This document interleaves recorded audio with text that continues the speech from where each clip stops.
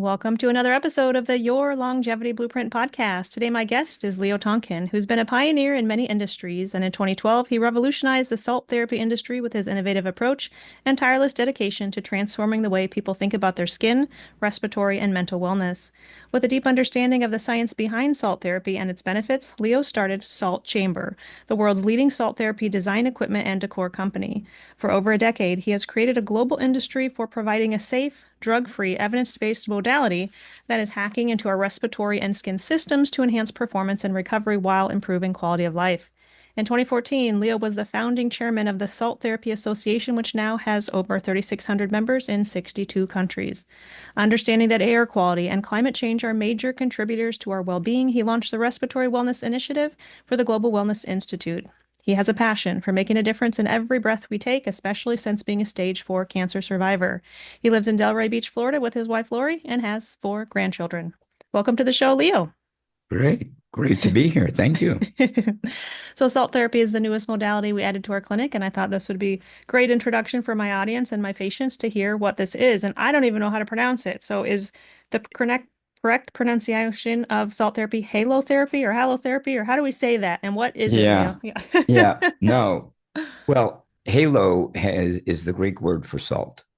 So And halotherapy it is. halotherapy is how it's come about, but it really evolved from the underground salt mines in Eastern Europe, where in many of the countries, the underground are these tremendous salt deposits that they were mining. And as they were chiseling and grinding, goes back even a couple hundred years, they noticed that those workers were healthiest in their communities. And so they started to put people that had respiratory issues down inside the salt mines in these areas that they were finished mining, so to speak. And literally, there's pictures that we have of basically hospital beds in Hmm. places, and they started to develop resorts. And so it was fast forward into the 1970s, where really some of the first equipment was being created to mimic the salt particles in the air that underground and the way the drafting of the wind brushed up against the salt particles to create them in the air. That's what halotherapy is. It's really about dry salt particles that are in the air that you're breathing in. And Awesome. that's, yeah, Yeah, it's kind of cool. halotherapy. So Well, a lot of people compare it, being by the ocean, right? People think, yeah, oh, yeah. but people don't understand. And while it's a good analogy, the salt that's evaporating by the ocean, that salt particle is already saturated with moisture. It's evaporating, right? Sure, And that's wet salt. That's kind of what nebulizers are like. And a sure. lot of saline solutions people are familiar with. But dry salt is super absorbent, right? So it's important that we understand that this is Different. Yeah. dry salt, kind of like when you cook eggplant, right? You put salt on it, it pulls out the moisture. That's part of the effect. That's what Nope. salt therapy is about. And what drew your interest to halotherapy? I mean, you started your business a long time ago. How did you even get into this business, and how has it benefited you as well?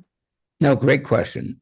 It was about 14 years ago, more or less, and I met somebody who uh, was from Eastern Europe, and they were telling me about this, and I was surprised they never heard about it. Um, I was fascinated. I have a consulting company that's in the strategic marketing and organizational design business. And we started to dive into what is this all about? And at the time, there was only about 10 facilities in all of North America that was offering this. And so I was just surprised and wondering, what's the deal? Sure. And this is in many countries overseas, it's considered a medical treatment. Here in the United States, as you know, getting things FDA approved, medical insured, all of that is a whole other ballgame. So we examined how to bring this into the spa and wellness industry and creating experiences and educating people. And now here we are 14 years later. We've done about 3,700 installations from salt rooms to what you have is a salt booth where people Yes. can sit in and get the efficacy of what those dry salt particles are. Now, as a kid, I had allergies.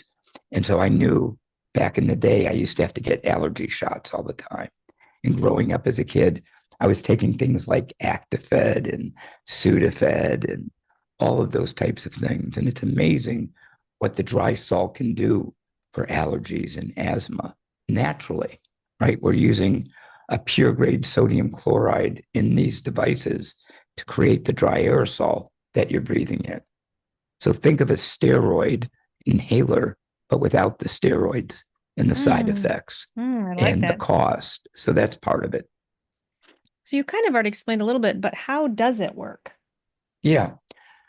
So these salt particles are really small. If you look at our hair, it's about 50 microns in diameter. Well, the size of the particles that come from the equipment is less than 1 micron. So you're talking small. Typically, you have to shine a light to see it in the air, right? So that's what stays suspended in the booth that you're in Sure. or in a larger room. And that's what you breathe in. And because it's that dry salt, it really is impacting you really in three ways. One, as I mentioned, it's dry.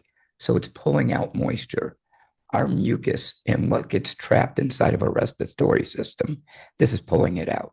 So often people will sneeze or cough, bringing it up, or it dissolves into urine and you pass it through your system. So it's a super dry. It's also anti-inflammatory. So when you are breathing this in, it is opening up the bronchioles, the alveoles, and it's really creating more oxygen and airflow. So people that have COPD, asthma, athletes that are doing it to enhance lung volume, right? The more oxygen, the more red blood cells, cardiovascular benefits. And the third thing is salt is antibacterial, right? So any viruses that you have, it really stops from spreading. Nothing really can grow on salt. So it really is those three aspects that impact whether they're young children, whether they're seniors, everybody in between. We You, and so it's pretty interesting. So when you say the equipment, just so the listeners understand, so and you said this better than I did, but basically there's a device called a halo generator, if I'm pronouncing that right, that's Yep. grinding up this medical grade, sodium chloride. This is not table salt. Like, this is a different salt. Better, Right. 99%. Am I saying that right? Yep. 99% sodium chloride. So in our booth or cabin or in some of these rooms, which I'd love to hear some of the elaborate designs you've done too, but Yep. Yep. essentially the halo generator is grinding up the salt into these small particles, spitting it into the air. So, Yeah, it's um, dispersing it in the air and you're breathing it in, as well as it has a lot of good skin effects as well. Because the particles are so small, it penetrates the first layer of the epidermis. So because it's anti-inflammatory, sure. most people that have breakouts of eczema, psoriasis, rosacea, it's going to reduce the inflammation. It's going to pull the oil out of the skin that makes your skin oily, and it's going to make your skin more taut. So there's a benefit to actually exposing your skin to the dry salt as well. For someone with a skin condition, I know this isn't about diagnosing or treating, but like in general, are those clients going to need like not daily, maybe weekly maintenance? Or what do you recommend for skin Yeah, I mean, conditions? it's like a lot of other things. There are different cycles, right? Most of us every year get the sniffles or a cold or a flu, and there's Mhm. allergy season. Some of us get bronchitis. We travel and we're exposed to different air and different Mhm. aspects. But I think it's becoming, to your point, more of something to do on a proactive basis. One of the biggest issues we face as a society right now is the quality of the air that we breathe, both indoors with our HVAC systems, the buildings that we're in, our homes, and as well as outdoors. Uh, we breathe about 20,000 times a day, and it's in the invisible that we can't see between brake dust and rubber dust, pollen, the toxicity of everything in the air. We're not aware. And one of the keys to longevity really is your respiratory system. If you I can't love you breathe saying that. well, Yeah. it's tough. And that's why as seniors get old, as we age, our respiratory system starts to wane. So what can we do to enhance the longevity of our respiratory? And that's going to enhance the quality of our life. Because when you breathe better, you know, I got Mhm. 4 grandkids. I want to run up the stairs and do things. And, that's part of it. So you got a wide range Have of you, who benefits in this. I have to ask a personal question. Do you have some sort of salt chamber at your home? Well, I'm here in my office, so Open we your, have everything in our showroom. sure. So So do your absolutely. grandkids get to use Yeah, they your, come here. Absolutely. Well, it's great for kids. I mean, my grandkids are from preschool and young, they're always getting colds and uh-huh. germs and everything. And so many parents get salt therapy and bring it to the home. We actually have a pop-up salt booth where you can just pop it up, have a small halo generator, and do it not only for your children, but for your pets. Yes, I Pets, saw that. our animals Yes, also that have sounds huge amazing. respiratory issues. So absolutely. And lots of We have a lot allergies. of veterinarians that are implementing salt therapy for our pet friends that have upper respiratory, lower respiratory conditions. That's awesome. Okay, take me back to your business though. So Yeah. you were introduced to someone who spiked your curiosity as to why salt therapy hadn't really been brought to the US. So tell me more about how you got started. What was kind of maybe your first design too, and tell me more of the origins of your company. Yeah. Salt therapy, when it started, we introduced our very first salt booth to make a more individualized kind of experience. But at the same time, what was happening were these structures, these rooms that were being made. Some call them salt caves or salt rooms, initially to mimic the underground salt mines Okay. over in Eastern Europe. And we started to use Himalayan salt and creating beautiful backlighted walls that a lot of people see maybe in certain spas and where you go. And while it's a beautiful decor, right, just like a salt lamp, right? A Mm-hmm. lot of people have a Himalayan salt lamp, but those don't really do anything.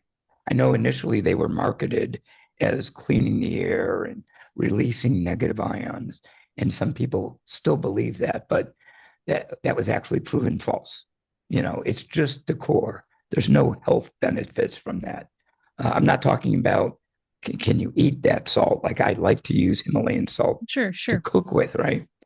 So we started to create these elaborate experiences, if you will. So we were penetrating the spa, the resorts, where and instead of a relaxation room, why not make it a salt relaxation Mhm. room? Have some medical And then, benefits there. Yeah. yeah, and make it mean something. So we started to go to some of the trade shows in the spa and wellness industry, mostly to educate people, because it's really about awareness.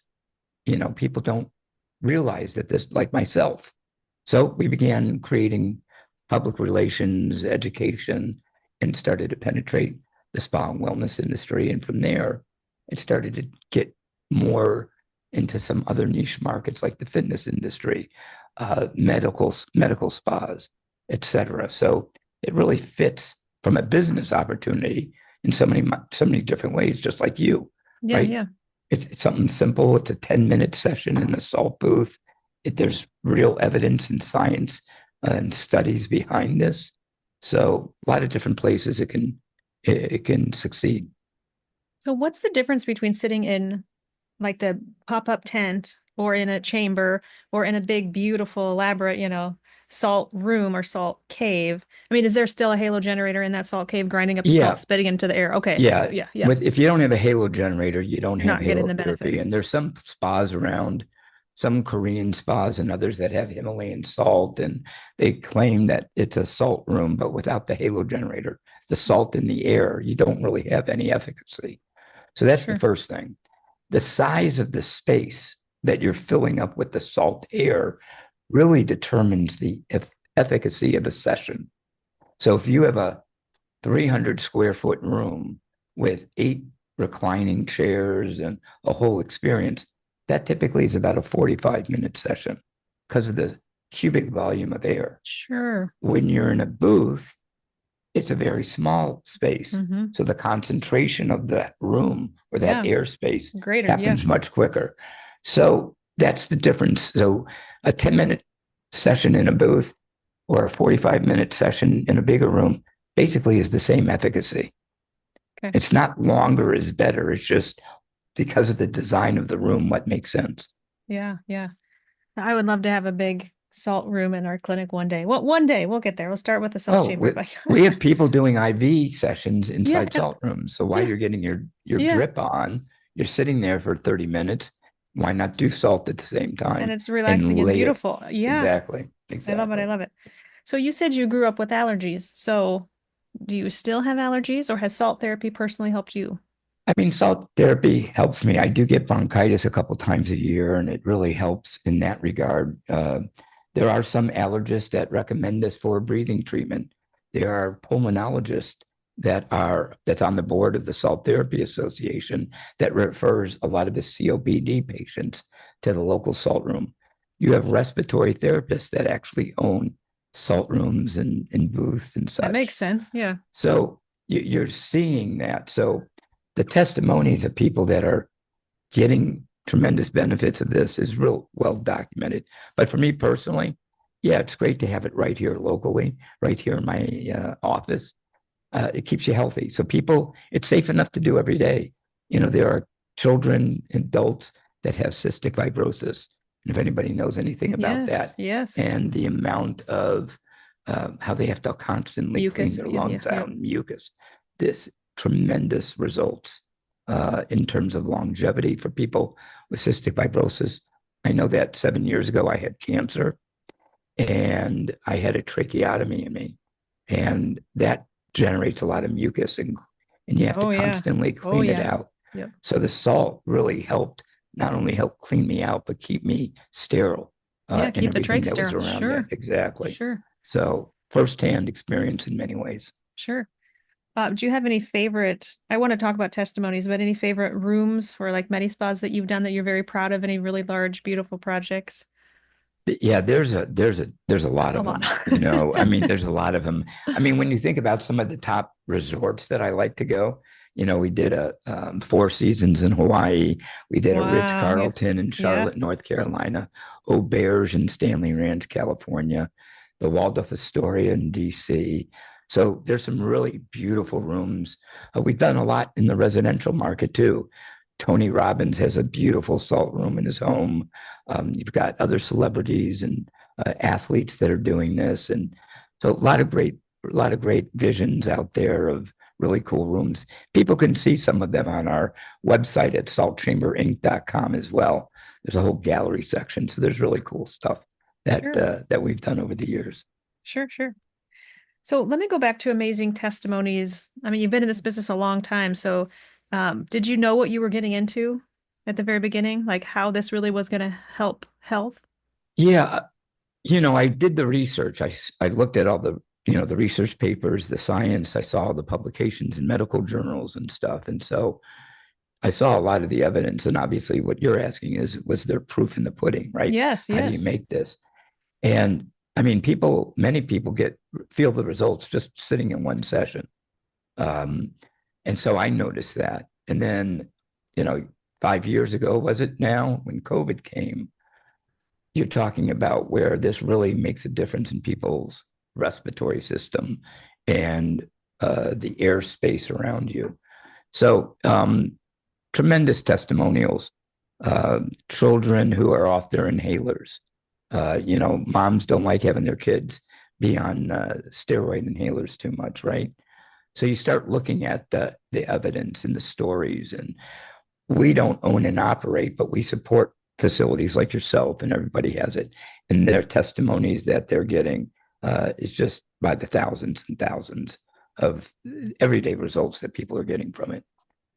Ear infections with kids with the salt Yeah, therapy. ear infections, you know, you know, a lot of people get more clarity. Even people that have sleep apnea, a lot of sleep apnea because of inflammation that's all throughout the esophagus and the larynx and everything. Well, because salt's anti-inflammatory, when you're breathing it in through your system, it releases and reduces the inflammation, so you sleep better at night. So we've had people say they got rid of their sleep, you know, the machines, and they're breathing better. And Sure. so, you know, we did the first salt room in a nursing home right in the middle of COVID in the Bronx. And so we're in Wow. senior living facilities now where they Yeah. really benefit from that. And they go in a room and they socialize with their friends. And, you know, some of them are playing cards in the salt room.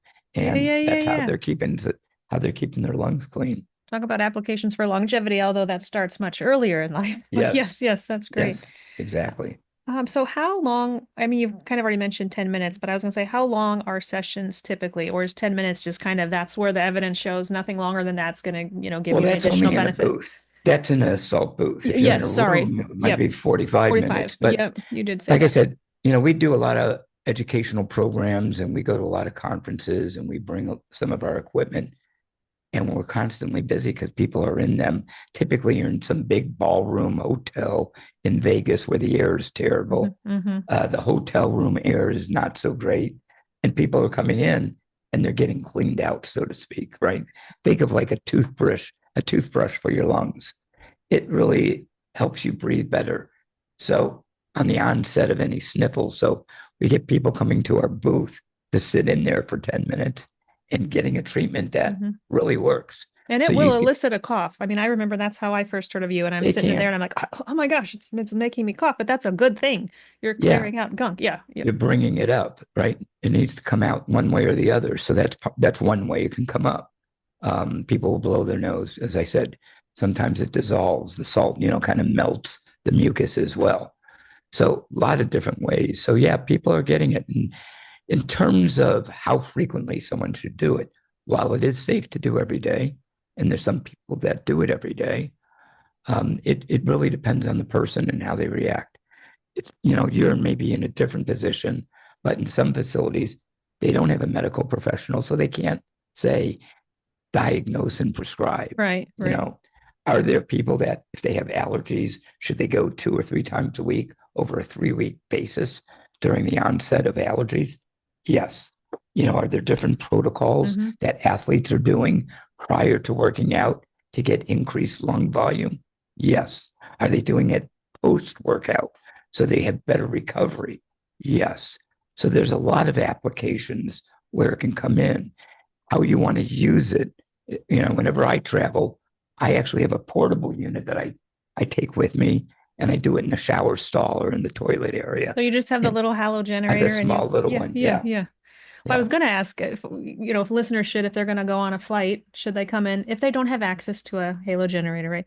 So should they Right. come in and do a session, before flying because they're kind of sterilizing things ahead of time, and then upon their return, same Exactly. thing. Yep. Exactly. And we just recently came out more with a consumer product that you can find on salttherapyhome.com, where it's about the size of smaller than a water bottle.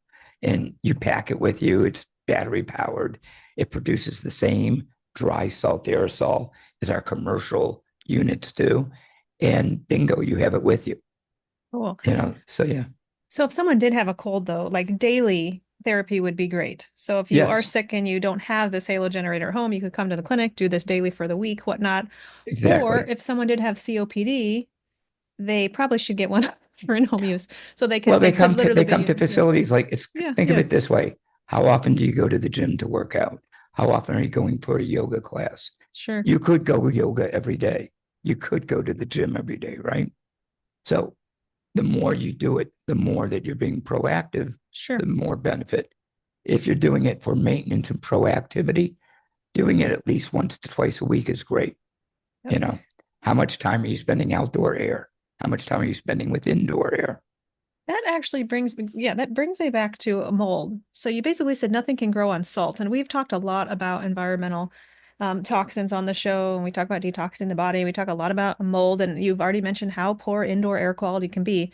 So what's the relationship, or how can, and maybe, I don't know if you know what I'm asking here, but is there a relationship or like how can salt help if someone did have mold in their home? I mean, obviously it can help their personal health. I get that, but Yeah, does the salt personal cleanse? health. Yeah, yeah. Yeah, I mean, salt is antimicrobial. If you've got mold, you're breathing in sport, you're breathing in, right? Yeah. People are breathing in microplastics. People are Uh-huh. breathing in, brake dust and rubber dust when you are outside, the carbon emissions. We don't realize what's in the air that we breathe because we can't see it. But 90% of the world's population lives in poor air quality.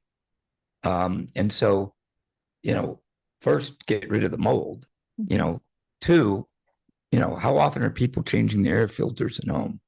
We know we're supposed to, But how often are you doing that? How often have you had your ductwork clean? Mhm. These are things that we don't pay attention to until they become a problem. What's But your these, recommendation on that? I mean, I do change my furnace filters every month, which my yeah, husband every thinks is month. overkill, but I think that's very No, important. every month. And you should have a high rated, MERV rated Mhm. filters, right? Having an air filter in the home or an air uh, Like an cleaner air in the doctor, home. something that can filter even Yep. down to smaller Yep. particle size. Yeah, Yep. the Yep. smaller particles, right? So it is something that we take for granted, but we don't realize. So there are things to make sure what you're breathing in is healthier. But the dry salt therapy, the halotherapy, is a great maintenance for being proactive. And it's a great therapy for when you need to be reactive to things that happen to you. Well, salt, I mean, I'm going back to this mold. I just question, I should have researched this ahead of time, but will salt not kill the spores? I mean, it might kill some of the company that mold keeps, like the bacteria, whatnot. But does salt Correct. do anything to mold specifically? Well, as a surface, if you put salt on, there's been studies done.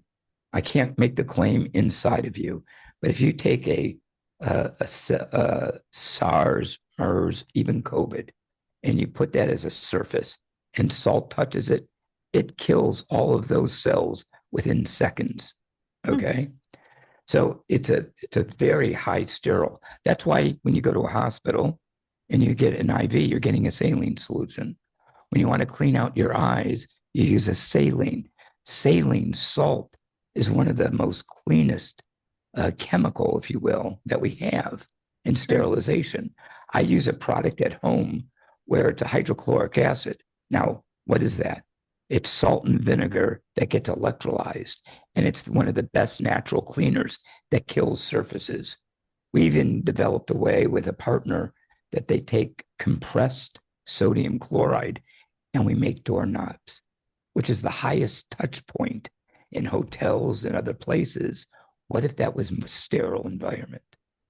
So you're seeing a lot Hmm. that's happening, how salt does kill things. Now, I don't know about an application of spraying salt in the walls of where mold was or anything. That might be something to take a look at. Sure, Uh, sure, but but that's part of it. sure. What about side effects or any major contraindications? Yeah, great question. There's really not a lot of contraindications. Obviously, if you've got an open wound or sore, salt stings, right? Could You got burn. to be Yeah. careful Yep. about that.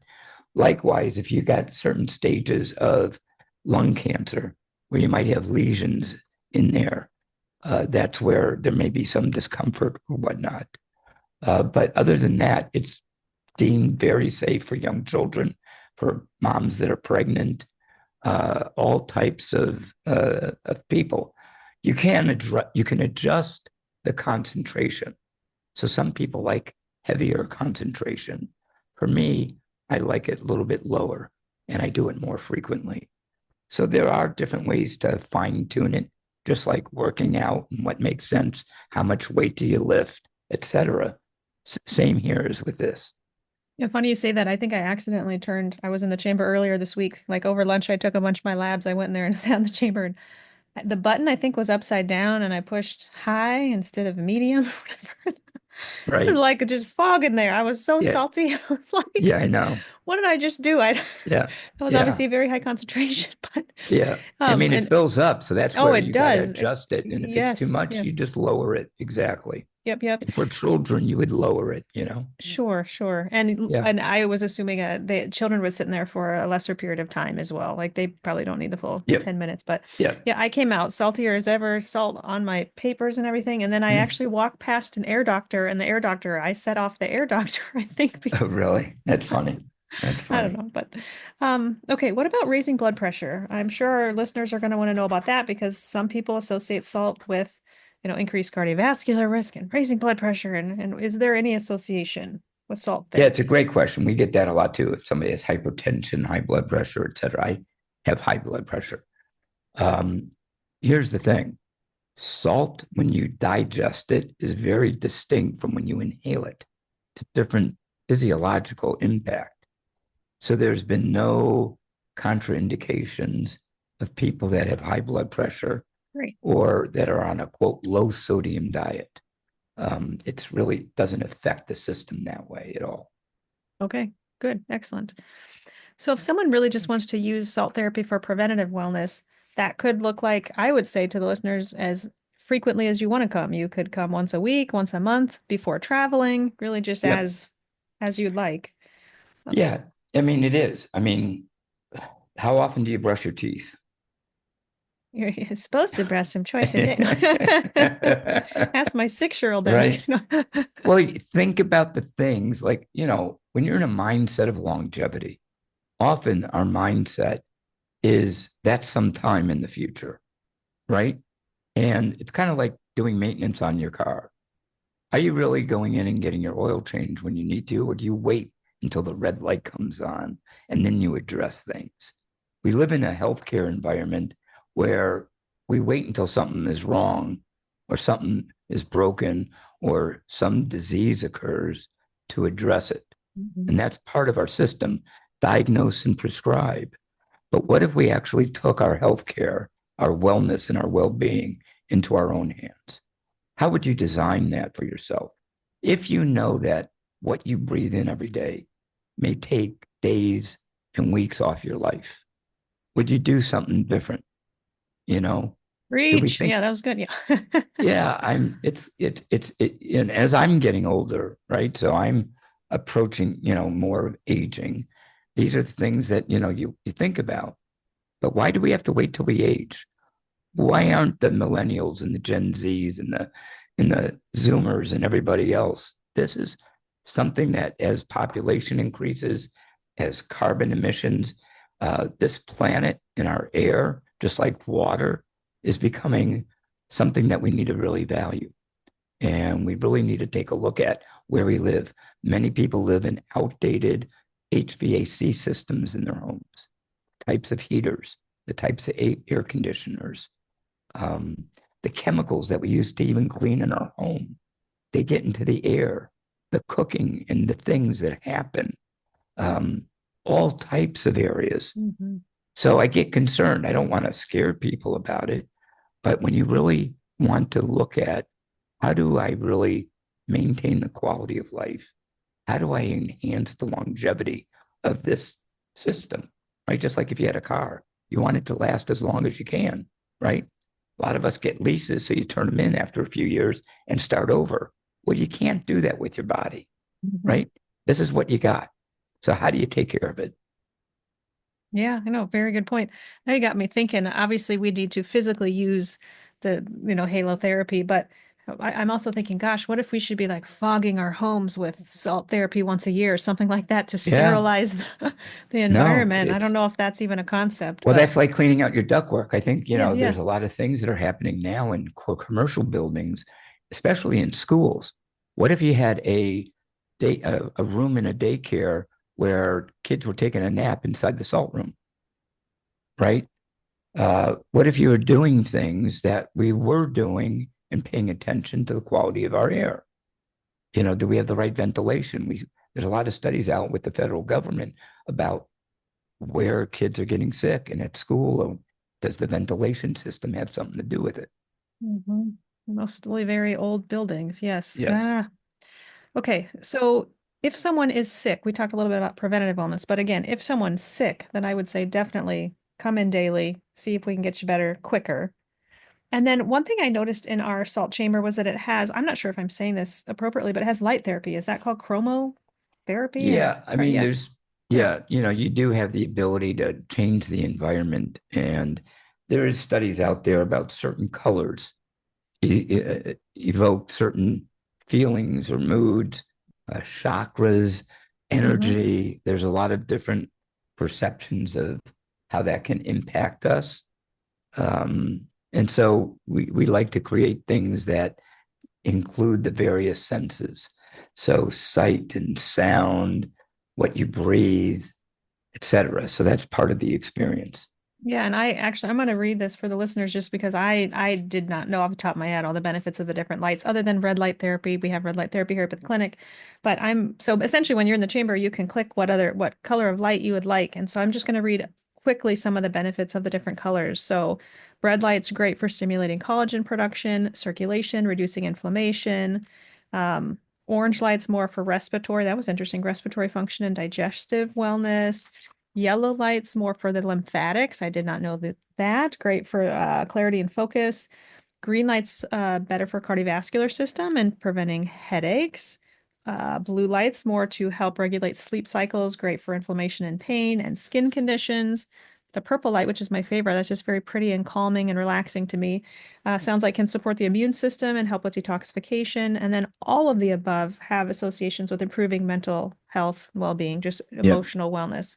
So I think it's very relaxing to sit in there, put on the purple light, calming Yeah. Now music. It's you can put it, quiet. Yeah, yeah. you can do the calming music. You can do 10-minute meditation. Yep. You can do breath work while you're in there. We have a facility out in California. It's a pulmonary rehab. They have a salt booth and they go through exercises while you're in there from your breathing perspective with certain breath work in terms of your respiratory health. So a lot of ways that you can incorporate Mhm. uh, maybe layering other ways to take that time out, take a little chill pill, if you Mhm. will, and go in there. Don't bring your phone in. Just chill off for 10 minutes. It'll get all Uh, salty, you know. yeah. Well, but It won't hurt it. It's just, yeah. yeah, exactly. I think Exactly. respiratory health is often neglected, and I think this is bringing, again, well, even piquing my curiosity more than it already had. So, where do you see the future of respiratory health and wellness? I think globally, you're going to be seeing a lot more clean air initiatives. I think I hope you're right. Yeah. you know, you know, regardless of what people think about climate change, we're having longer allergy seasons. It's impacting agriculture, how we sustain ourselves with carbon emissions, increased population. When you look at deforestations and what's happening, there's a real concern globally about what it's doing to air, the wildfires that occur all over. So there's some real concern about what we need to be doing at the global level. At our community level, taking a look at what's the source of some of the problems, right? The pharmaceutical industries make billions and billions of dollars off of asthma medication, allergy medication, you turn on the evening news on the national news, look at what TV commercials, the most expensive ones, are about. Usually it's about respiratory or skin, right? Those are the two biggest areas that are impacted by our climate.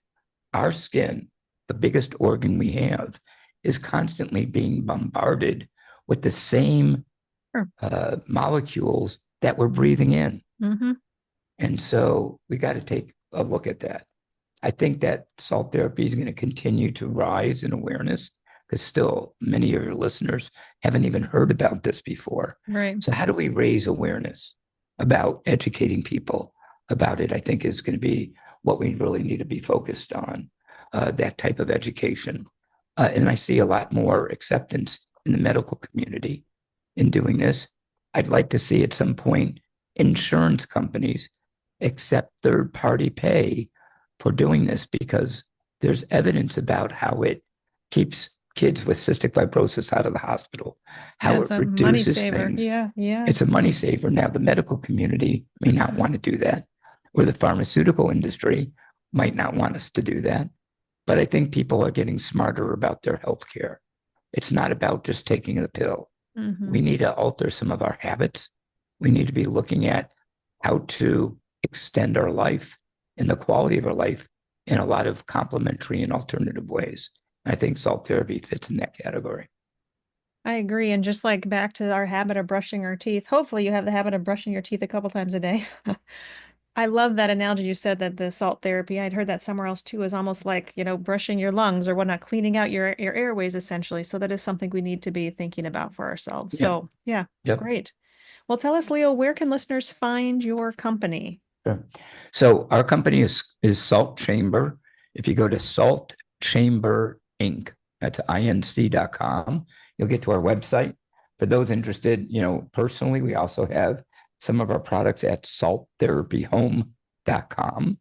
And for those that are interested in, some people are interested in the business side or interested in the industry, not only visit Salt Chamber, but there's salttherapyassociation.org. And they have an annual conference, not just about salt therapy, but about other wellness modalities. Sure. Very educational. And hopefully you'll be able to be there at the conference as well, coming up in September. Wonderful. Okay. Tell us, Leo, your top longevity tip. Well, obviously, halotherapy is one of those tips for me. I think the other one for me is movement. I think we need to keep moving our bodies every day, whether you are stretching, whether you are walking. I think movement is something that we don't realize. We sit in our chairs all day, we lie in our beds all night. Are we moving? And it's so simple to do. And so for me, that's what I make sure. I even have a walking pad in my office. I have a stand-up desk that this will raise up. And so constantly thinking about how to keep the body going. That's something simple. Yeah. Obviously, there's a lot of other hacks out there. I'll be speaking have spoken at the biohacking conference and other places. A lot of cool stuff. I think the other piece is do your research. There's a lot of stuff out there, from red light to vibration to this to that. Do your homework. That's all. Good. Excellent. All right. Thank you, Leo. Thank you so much for coming on the show today and sharing your passion for halotherapy. I hope all of our listeners check out your website and give this a try. This is great.